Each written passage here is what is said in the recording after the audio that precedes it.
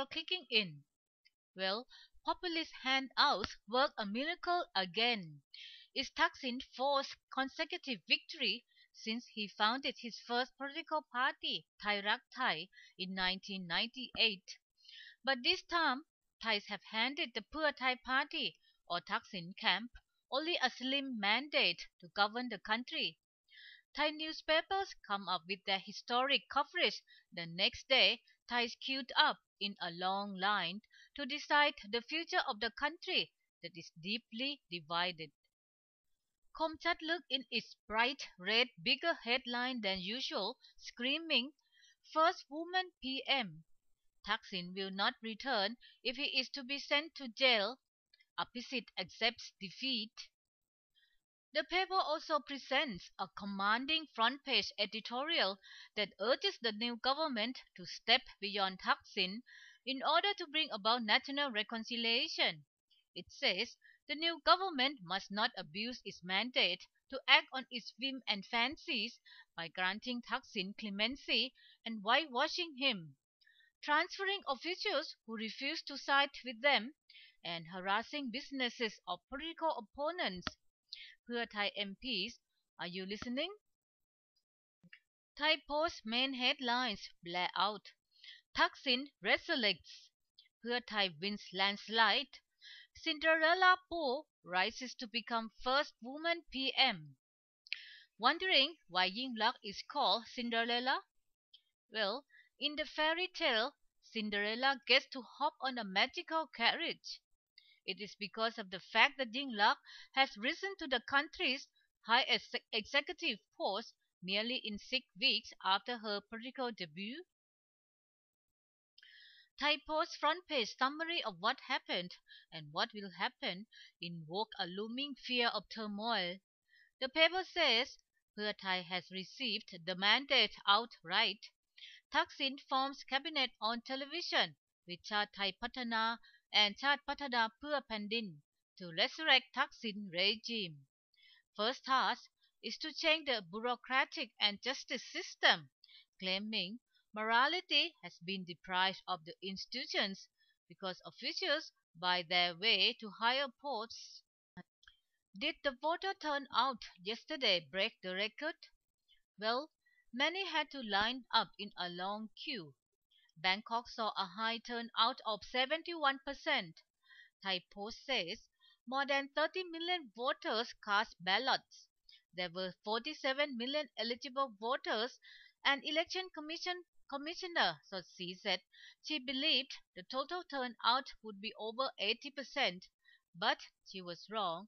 It is a 74% turnout.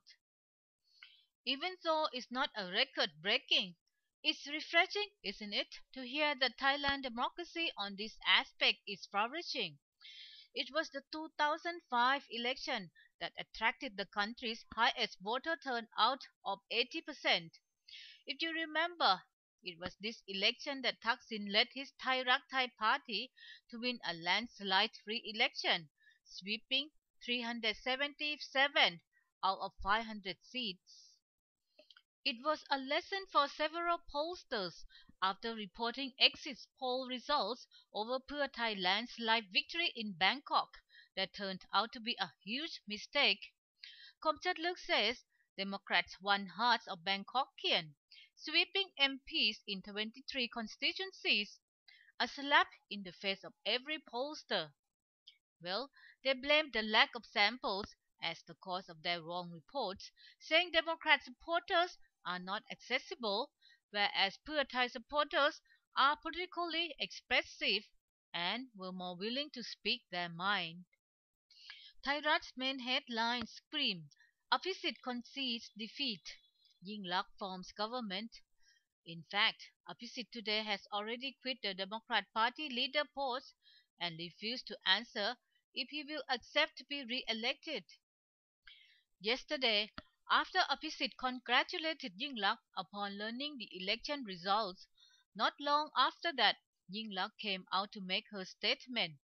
She thanked Apicit, and she also said this historic line, I don't want to say that Pheu Thai has won today, but I rather say the people have given us an opportunity to serve, and there will be a lot of duties ahead.